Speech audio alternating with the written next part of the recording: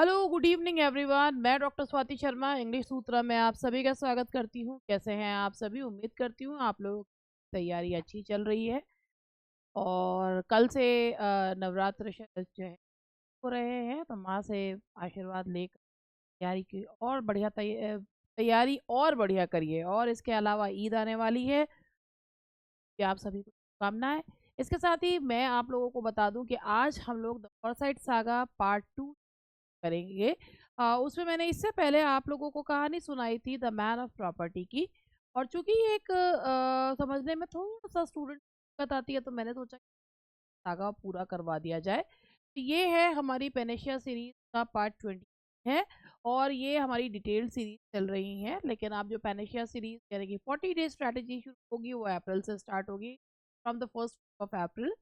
और अभी जो है मैं आप लोगों को फोरसाइट सागा में आज एक इंटरल्यूड जैसे मैन ऑफ, इसमें 3 नॉवेल्स हैं, 2 इंटरल्यूड है। पहला नॉवल था द मैन ऑफ प्रॉपर्टी। अगर आप इसे ध्यान से देखेंगे, जिन लोगों ने इससे पहला वाला पार्ट नहीं देखा वो देख लें। दिस थिंग इज, मेरे को लगता है कि it is beneficial for you. और अब इसके साथ ही मैं आप लोगों को बताना चाहूँगी कि भाई अब तैयारी तो अब आप लोगों की बहुत अच्छी हो है। मतलब जिन लोगों ने तैयारी कर ली, अब आप लोगों को तैयारी को सिर्फ और सिर्फ लास्ट आवर जो रह गया है वो है केवल तैयारी को शेप देने का, तैयारी को टेस्ट करने का। हमारी रिवीजन सीरीज शुरू हुई है, और रिवीजन सीरीज स्टार्ट हुई है हमारी पाइनियर प्रैक्टिस बैच में। रिवीजन सीरीज का मतलब ये होता है कि जो मेरे ऑलरेडी कराए हुए टेस्ट पेपर्स हैं, यानी कि मैंने उसमें लगभग 65 के अराउंड टेस्ट पेपर्स कराए हैं, तो मैं आप स्टूडेंट कहती हूँ कि आप उनके वीडियोस देखो और उनमें जैसे 3 या 4 को वीडियोस कहती हूँ कि ये देखिए। और उसके बाद मैं आप लोगों उन स्टूडेंट्स से उन पे आधारित एक नया टेस्ट बनाती हूँ, क्वेश्चंस को लेती हूँ, कुछ नए क्वेश्चंस लेती हूँ। इससे बहुत अच्छी तैयारी जो है वो चल रही है। और मैं आपको एक और बात बताती हूँ कि मैं आजकल OMR पे ही करने के लिए कह रही हूँ। मेरे इतने मेहनती हैं कि वो OMR बहुत अच्छे से बना के कर रहे हैं कि इसका भी आपको सैंपल भी दिखाऊंगी कि मेरे स्टूडेंट्स ने अपने आप OMR जो है वो डिज़ाइन करी है।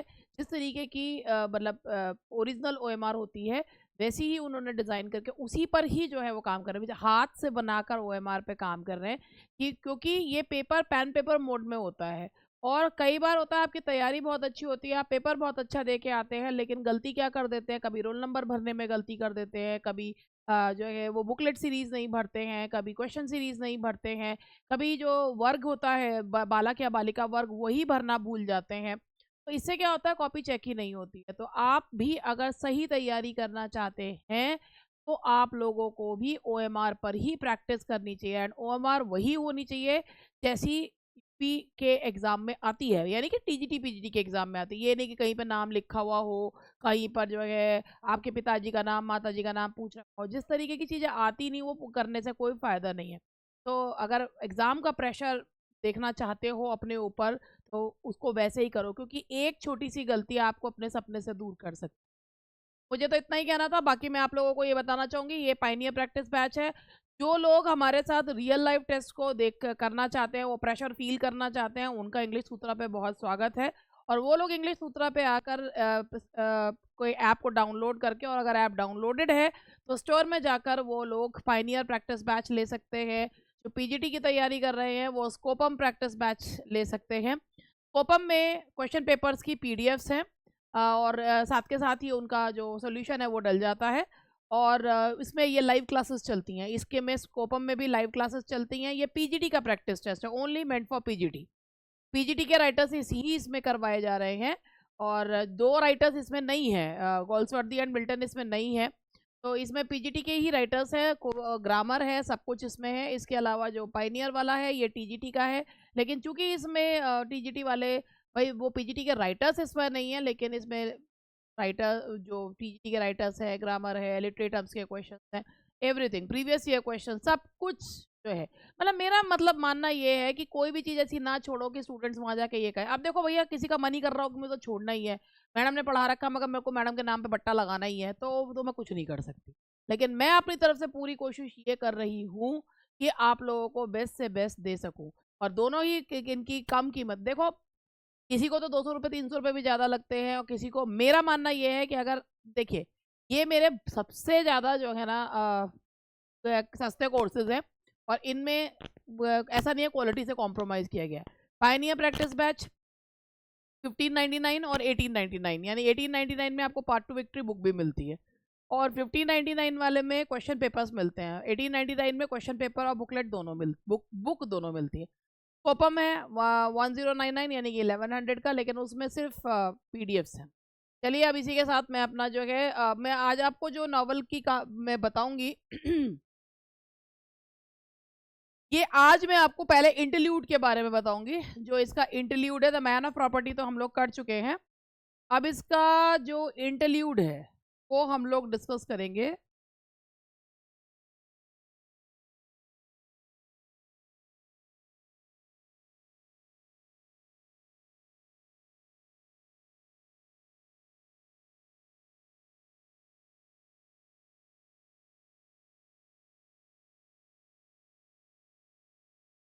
तो यहाँ पर मैं पहले आप लोगों को इसके इंटरल्यूड के बारे में बता दूं, और फिर नॉवल इन चांसरी के बारे में बताऊंगी। तो सबसे पहले मैं आप लोगों को इंटरल्यूड का इसका नाम है the Indian summer of a Forsyte. तो आप देख रहे हैं मेरे हाथ में समरी की हुए जैसे मेरे से पढ़ा नहीं जाता। Indian summer of a Forsyte, ध्यान से सुनिएगा, बहुत ही आपको इंटरेस्टिंग जो है। मेरे को लगता है कि क्योंकि ये समझने में थोड़ी सी दिक्कत होती है, तो कहानी अगर ध्यान से सुनेंगे, Indian summer of a Forsyte, ये इसका इंटरल्यूड है, यानी कि इन बिटवीन। इंटरल्यूड जो है वो लिखा गया था, ध्यान से सुनिएगा, इंटरल्यूड लिखा गया था 10 साल बाद, बुक 1 यानी कि मैन ऑफ प्रॉपर्टी के कंप्लीशन के 10 साल बाद लिखा गया। और ये ना 6 साल आगे की कहानी है, यानी कि 1892 की कहानी है। ओल्ड जॉलियन ने अब रॉबिन हिल खरीद लिया है, और वो वहां पर जून के साथ, यानी कि जो यंग जॉलियन की बेटी है, जून के साथ, यंग जॉलियन के साथ और उनके परिवार के साथ रहते हैं। कौन? ओल्ड जॉलियन। कहाँ रहते हैं? रॉबिन हिल में रहते हैं। और वो ना बहुत खुश है, रॉबिन हिल में आकर बहुत खुश है। केवल एक यही चीज लगता है कि उनको लगता है अब उनकी उम्र बहुत ज्यादा बढ़ रही है, तो शायद ये खुशी बहुत ज्यादा दिन तक उनकी नहीं टिकेगी, क्योंकि वो इस खुशी को देखने के लिए बहुत लंबे समय तक जीवित नहीं रहेंगे। आयरीन ने जैसे ही उसको पता चलता है कि बॉसिनी की डेथ के बारे में, तो वो स्वेम्स को छोड़कर ब्राइटन जो है वो स्वेम्स को छोड़कर जा चुकी है। और जो स्वेम्स है वो ब्राइटन छोड़ गया, ब्राइटन चला गया है अब जब उसने रॉबिन हिल बेचने के बाद।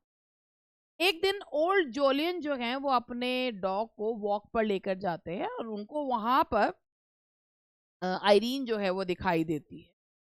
वो आयरीन को जो है डिनर के लिए इनवाइट करते हैं, और पता चलता है कि आयरीन जो है वो अकेली ही रह रही है तब जब से वो वेम्स को छोड़कर गई है। वो चेल्सी में अकेली ही रह रही है। म्यूजिक सिखाती है वो, और वो कुछ अनवेड मदर्स को म्यूजिक सिखाती है, और वो उसको आयरीन को लेकर आते हैं रॉबिन हिल में, उसको पूरा घर घुमाते हैं। आयरीन जो है उनके लिए पियानो जो है वो बजाती है, और वो ना बहुत खुश होते हैं जो ओल्ड जॉलियन है। और जो है तो जब आयरीन जाने लगती है, तो जाने से पहले 50 पाउंड्स का एक चेक देते हैं कि भाई तुम अनवेड मदर्स के लिए काम कर रही हो, तो मेरी तरफ से ये तुम्हारे लिए एक चैरिटी का चेक है। अब ओल्ड जॉलियन भी आयरीन से इतने ज्यादा प्रभावित हो जाते हैं कि वो जो है हर रोज इंतजार करते हैं कि आयरीन आए, मगर वो नहीं आती। एक दिन वो चेल्सी में उसके फ्लैट में उससे मिलने के लिए जाते हैं, और वहां पर वो केंसिंगटन गार्डन्स में वॉक करते हैं। फिर वो फॉलोइंग संडे में आयरीन को इनवाइट करते हैं। और अब यहाँ से जब अब आयरीन अगले दिन मतलब संडे में आती है, और वो यंग जॉलियन और उनकी बेटी हॉली के साथ डिनर करती है, सॉरी लंच करती है। लंच के बाद वो जो है फिर वो पियानो बजाती है, और वो कहती है कि आप चाहते हैं कि मैं हॉली को पियानो के लेसन्स दूं। लेकिन उसे ये भी पता है कि उन जो है वो कभी इस चीज को पसंद नहीं करेगी। ओल्ड जॉलियन जैसे ही आयरीन जाती है ना अपने घर, अब ओल्ड जॉलियन अपनी प्रॉपर्टी में कुछ चेंजेस करते हैं अपनी विल में। वो क्या करते हैं, 15,000 पाउंड्स वो आयरीन के नाम पर छोड़ ये जब उनकी मृत्यु के बाद 15,000 पाउंड आयरीन को दिए जाए। That old man was also in love with Irene, not that type of love, but Irene एक अच्छी और एक वो एक पॉजिटिव वाइब्स वाली महिला है। नेक्स्ट डे उनको लगता है कि ओल्ड जॉलियन को कि उनके पास बहुत ज़्यादा समय नहीं है कि वो आयरीन को रोज रोज देख पाए, लेकिन अब चूंकि पूरा परिवार जो है अब चूंकि पूरा परिवार जो है वो स्पेन से लौटने वाला है, तो उनको लगता है कि जितना समय हो सकता है ना उतना समय मैं आयरीन के साथ बिताऊं। तो वो लगातार ना टू एंड फ्रो जो है ट्रैवल करते हैं, और वो चाहते हैं कि मैं हफ्ते में 5 दिन कम से कम आयरीन से मिलूं। और लेकिन इतना ज़्यादा प्रेशर उनकी बॉडी झेल नहीं पाती। उन्हें अब पता लग जाता है कि now it's time to go, अब जाने का समय जो है वो हो गया है। तो finally the dreaded letter arrives. Young Jolyon, June and Holly वो अपने स्पेन से लौट के आ रहे हैं। ओल्ड जॉलियन को रियलाइज होता है कि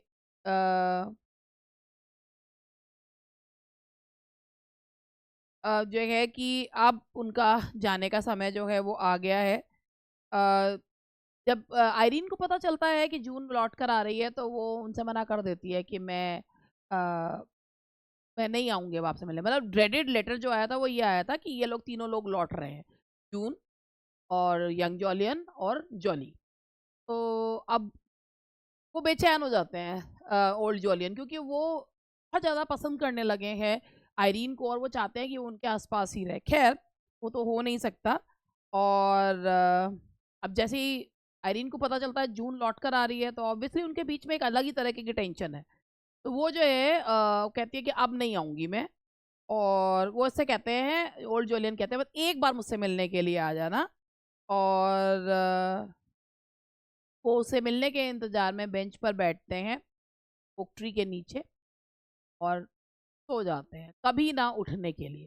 तो इस इंटरल्यूड का नाम है the Indian summer of a foresight. और उसके बाद हम नेक्स्ट जो है वो आपको मैं अब इन चांसरी के बारे में बताऊंगी। ठीक है जी।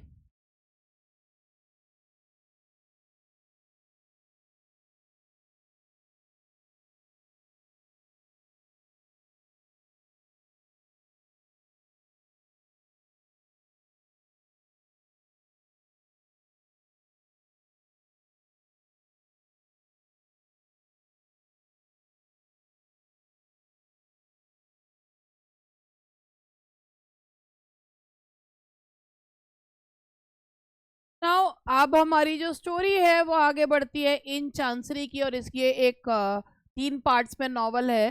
अब पार्ट 1 दिखाते हैं। सबसे पहले मैं अब आपको इसकी कहानी जो है वो सुनाना शुरू करती हूँ।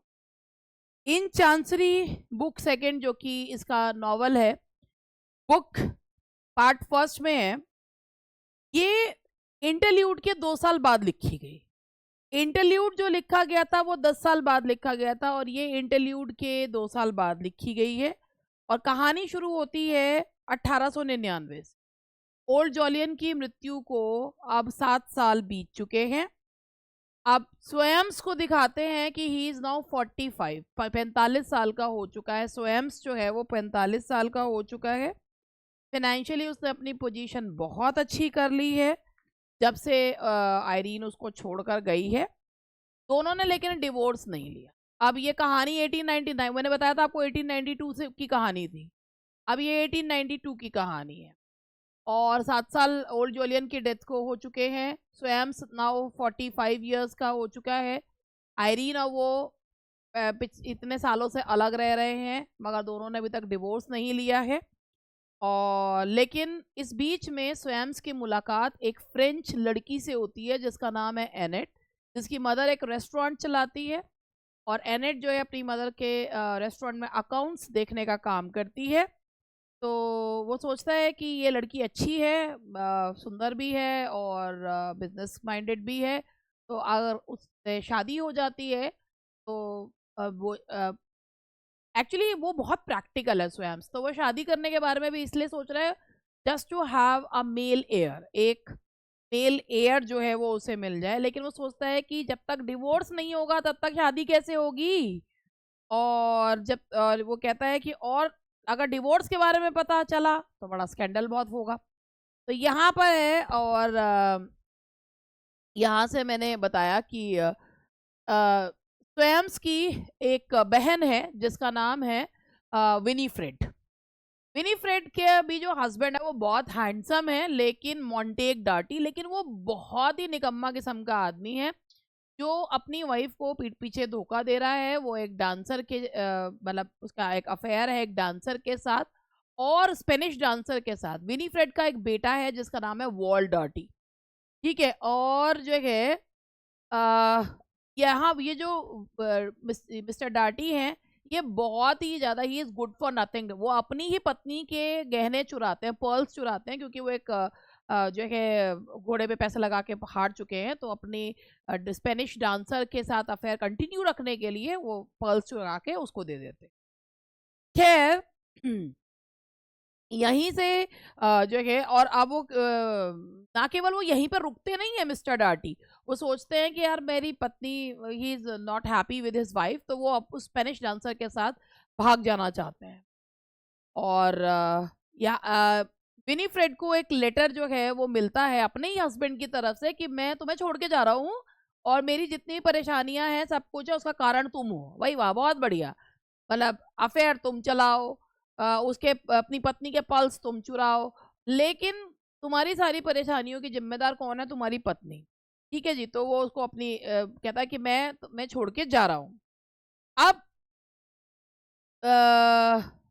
एक बार को तो विनीफ्रेड को अच्छा ही लगता है कि एक बेकार गुड फॉर नथिंग आदमी जो है वो चला गया। स्वयंस जो कहता है कि अब स्वयंस उसको एडवाइस देता है कि नाउ तुम डिवोर्स के लिए फाइल कर दो, और डिवोर्स के लिए फाइल कर दो, और किस ग्राउंड पे करो? क्रूअल्टी एंड डिजर्शन, कि वो तुम पर अत्याचार करता था और तुम्हें छोड़ के चला गया। नाउ स्वयंस जो है ना, is continuously thinking about Annette, और वो ये सोचता है कि वो उसके यहाँ पर, अब वो ये बस उसके दिमाग में एक ही चीज चल रही है, कैसे एनेट से शादी करूं, कैसे अपनी प्रॉपर्टी की देखभाल के लिए एक बेटा पैदा करूं। लेकिन ये तब तक नहीं हो सकता जब तक कि मेरी मतलब मेरा डिवोर्स जो है वो ना हो जाए। अब यंग जॉलियन दिखाते हैं। यंग जॉलियन अब इज नो मोर यंग, अब वो 52 ईयर्स के हो चुके हैं। स्वयं 45 के, और यंग जॉलियन 52 ईयर्स के हो चुके हैं। लेकिन कि उनका शौक था, वो वाटर कलर पेंटर थे, और अब वो शहर में सबसे अच्छे वाटर कलर पेंटर हैं। और वो जो है बेसिकली जो पेंटिंग्स बनाते हैं उसी एंशियंट ओल्ड ओक के पेड़ के नीचे जो है वो अपनी पेंटिंग्स बनाते हैं, जहाँ पे उनके पिता ने अंतिम सांस ली थी। और जून जो है वो अपने फादर के साथ यानी कि यंग जॉलियन के साथ रहने के लिए आ गई है। एक दिन स्वयं रॉबिन हिल आता है और यंग जॉलियन से कहता है कि चूंकि तुम्हारे फादर ने यानी कि यंग ओल्ड जॉलियन ने 3,000 पाउंड्स आयरीन के लिए छोड़े थे, नाउ तुम जो है उनके जो उस वसीयत को के जो देखभाल करने वाले, उनकी प्रॉपर्टी की देखभाल करने वाले तुम हो, तो मैं तुमसे रिक्वेस्ट कर रहा हूँ कि तुम जाके आयरीन से कहो कि वो स्वयं को डिवोर्स दे दे। अब यहाँ पर जब वो बात कर रहे हैं तभी वॉल डार्टी जो कि स्वयं के साथ आया था, वो हॉली के साथ से मिलता है। इंस्टेंटली दोनों को एक दूसरे को पसंद करने लगते हैं और दोनों हॉर्स राइडिंग के लिए चले जाते हैं।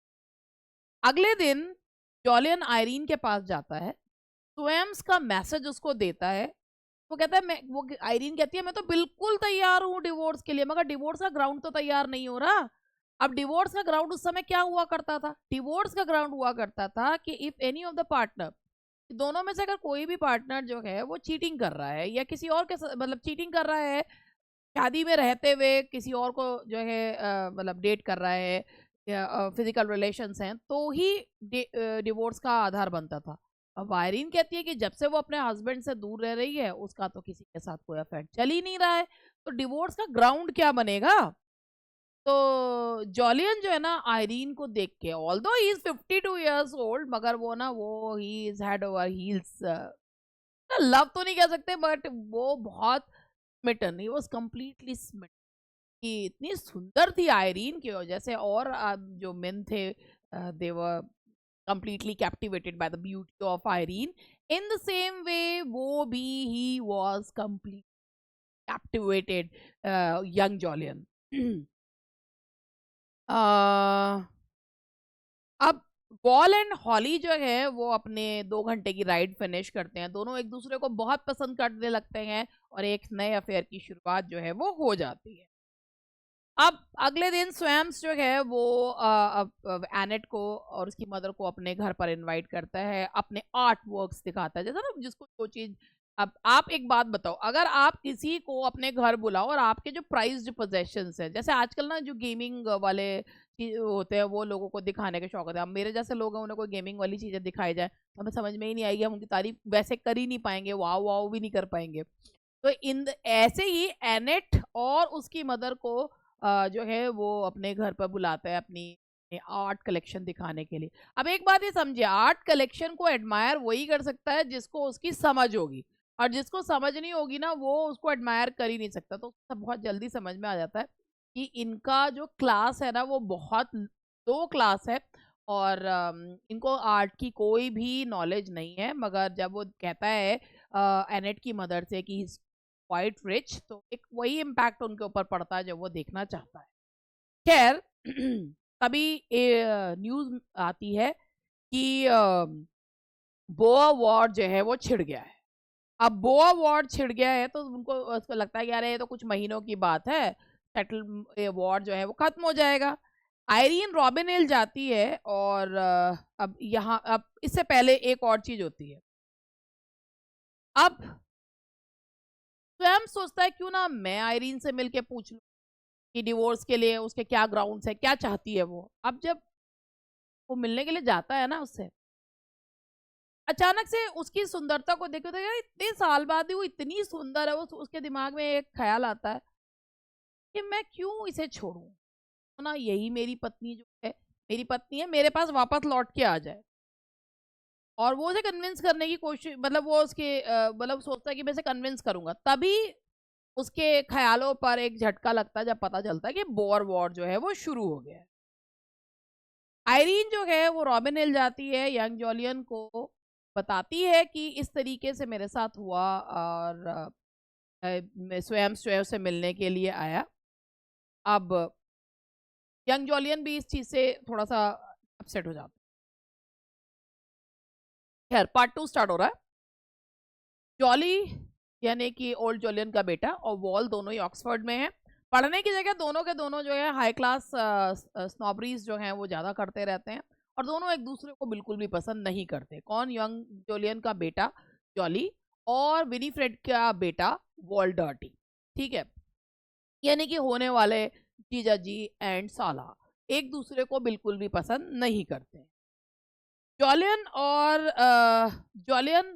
की बेटी जून उसके पास आके कहती है कि मैं चाहती हूँ आप मुझे एक आर्ट गैलरी खरीद के दे दें। और तो और वो कहता है कि ठीक है मैं आर्ट गैलरी तुम्हें खरीद के दूंगा, लेकिन तुम्हें पहले मेरे साथ आयरीन के पास जाना होगा कि हम उसे स्वयं से बचा पाए। अब जून ने आयरीन को पिछली जितनी भी चीजें हुई थी, जून के ही फियांसे के साथ आयरीन का अफेयर, वो उसको माफ कर देती। और स्वयं जो है ना वो ये सोचता है कि आयरीन ने मेरा प्रस्ताव इसलिए ठुकरा दिया कि हो ना हो उसका कोई ना कोई लवर है। तो वो एक प्राइवेट डिटेक्टिव की सेवाएं लेता है ये पता लगाने के लिए क्या आयरीन का किसी से अफेयर चल रहा है। इससे डिवोर्स का ग्राउंड बनाने में आसानी रहेगी।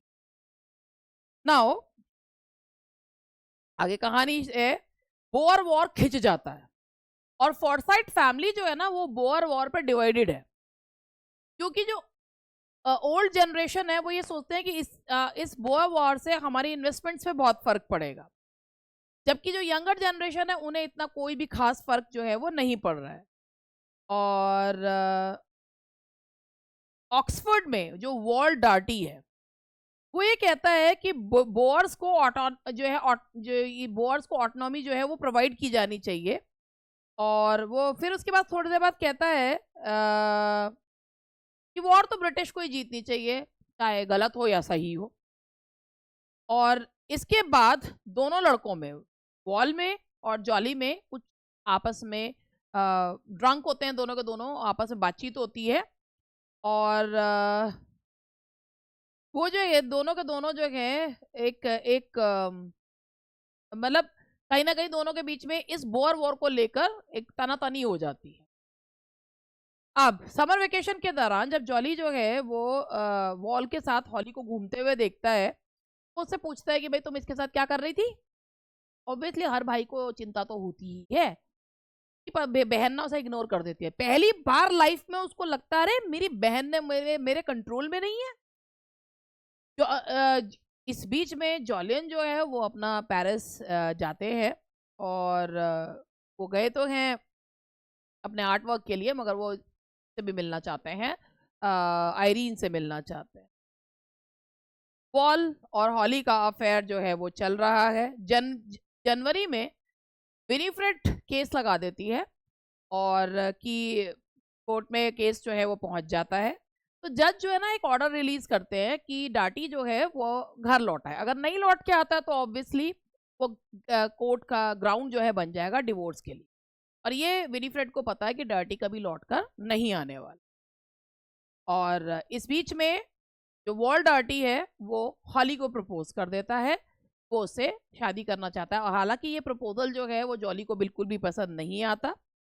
और दोनों के बीच में एक शर्त लगती है, दोनों के दोनों बोअर वॉर में भाग लेने के लिए रिक्रूटिंग ऑफिसर के पास जाने के लिए तैयार हो जाते। वॉल की मदर को ये बात पसंद नहीं आती है, मगर वॉल जो है जॉली के उकसाने पर जाने को तैयार हो जाता है। अब जॉलियन जब पेरिस से लौट के आता है तो आप लोगों को पता नहीं, मुझे पता है, आप लोगों को पता है या नहीं पता है कि इसमें ना एक डॉग का वर्णन भी किया गया है इस नॉवल में। और कई बार ऐसे क्वेश्चंस भी पूछ लिए जाते हैं। तो जब यंग जॉलियन पेरिस से लौट के आते हैं तो वो उनका स्वागत जो है वो उनका डॉग करता है, जिसका नाम है बेल्थेजर। और वो इतना खुश होता है, इतना खुश होता है बेल्थेजर, कि वो ना आउट ऑफ एक्साइटमेंट उसकी डेथ हो जाती है। और जो है जब जॉलियन और जॉली जो है उसको डॉग को दफनाते हैं, तो कहते हैं कि मतलब भगवान जो है वो के बारे में कह रहे हैं कि दोनों के दोनों ही भगवान के बारे में बात करते हैं। और जॉली कहता है कि मैंने रिक्रूटमेंट में इसलिए पार्टिसिपेट करा क्योंकि केवल मैं अपने आप को वॉल से बेहतर दिखाना चाहता था। जून रेड क्रॉस नर्स के रूप में ज्वाइन कर लेती है। और डिटेक्टिव जो है वो डिटेक्टिव स्वयम्स को बताता है कि एक आदमी जो है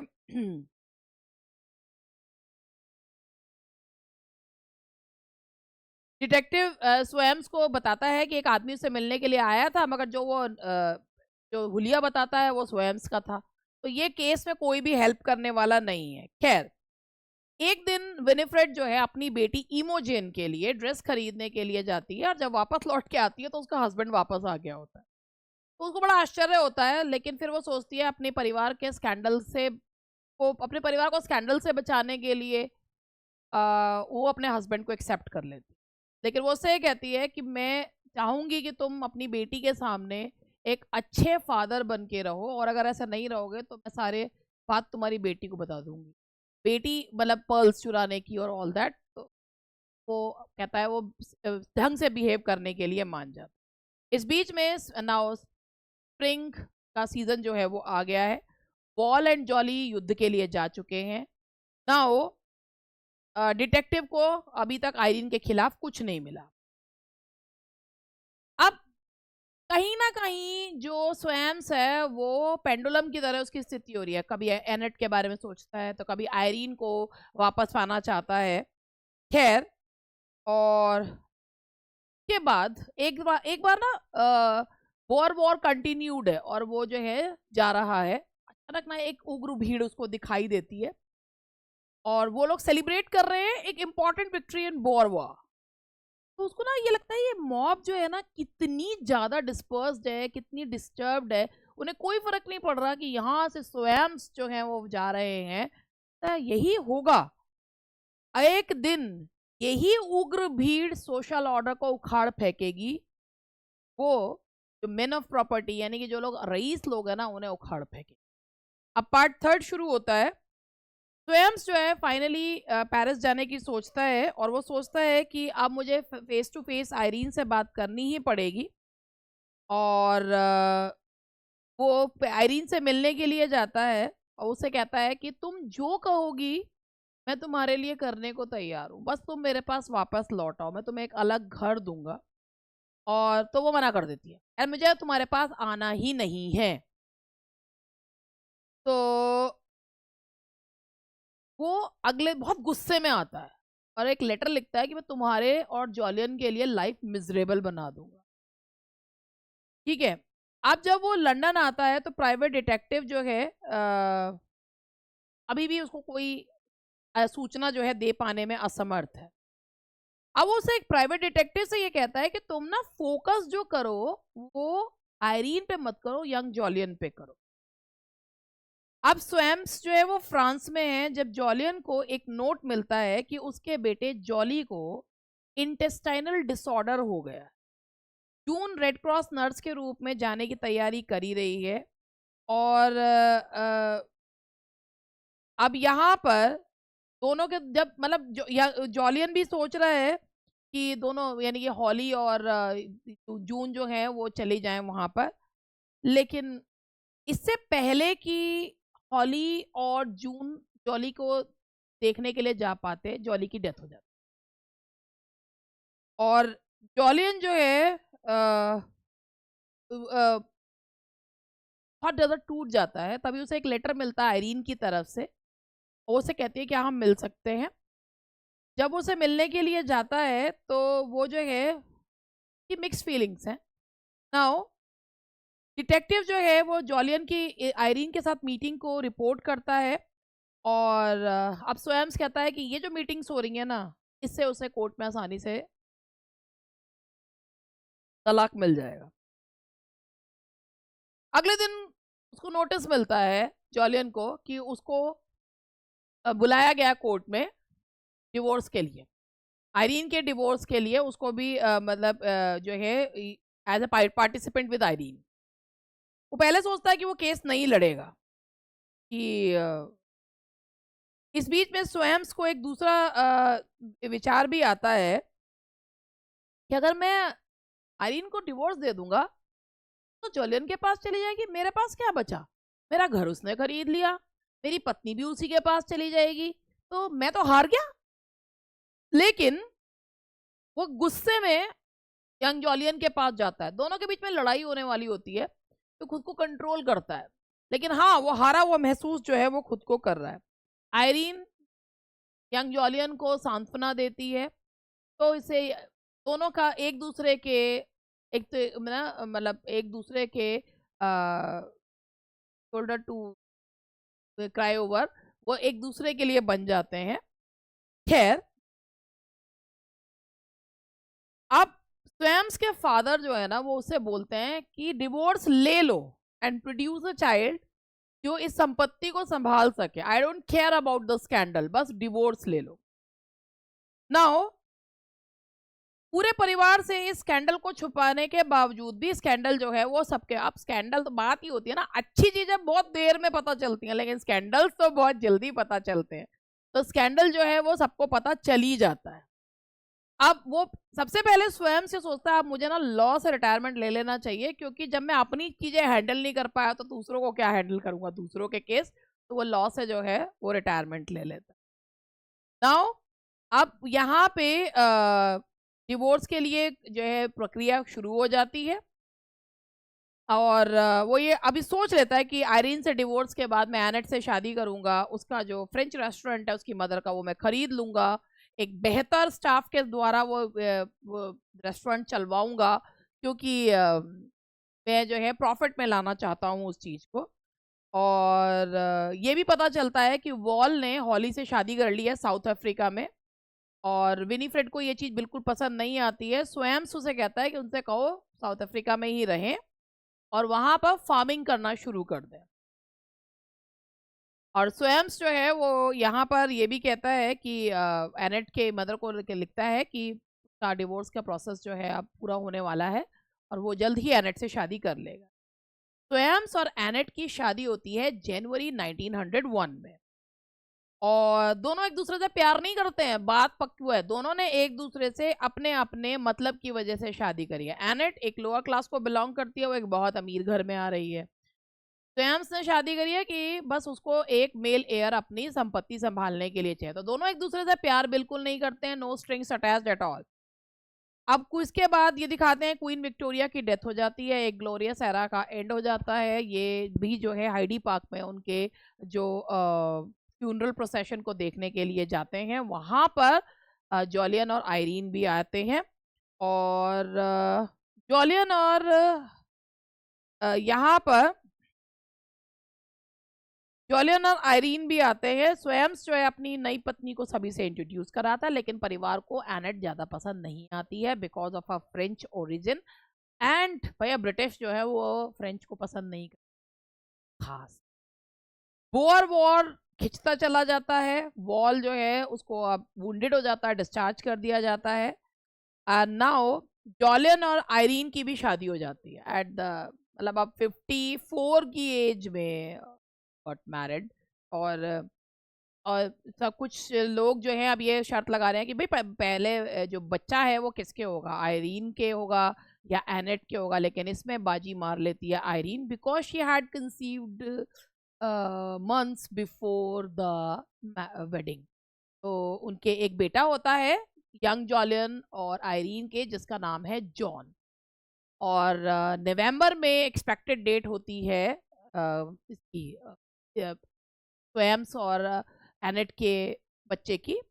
अब जब लेकिन एनेट की प्रेगनेंसी बहुत कॉम्प्लिकेटेड होती है and at the time of child birth doctor ये कहती है कि उसके पास अगर वो सर्जरी करती है और तो वो जो है वो बच्चे को बचा लेगी, और सर्जरी नहीं करती है नेचुरल बर्थ के तक सोचती है तो वो एनेट को बचा लेगी। अब स्वयं जो है वो ये सोच रहा है कि वो क्या करे। नहीं मतलब मैं उल्टा बोल गई हूँ। डॉक्टर कहते हैं कि अगर वो सर्जरी परफॉर्म करती है तो वो जो है एनेट को बचा लेगी, और अगर वो नेचुरल चाइल्ड बर्थ का इंतजार करती है तो वो बच्चे को बचा लेगी मगर एनेट को नहीं बचा पाएगी। देखो स्वयं क्या सोच है।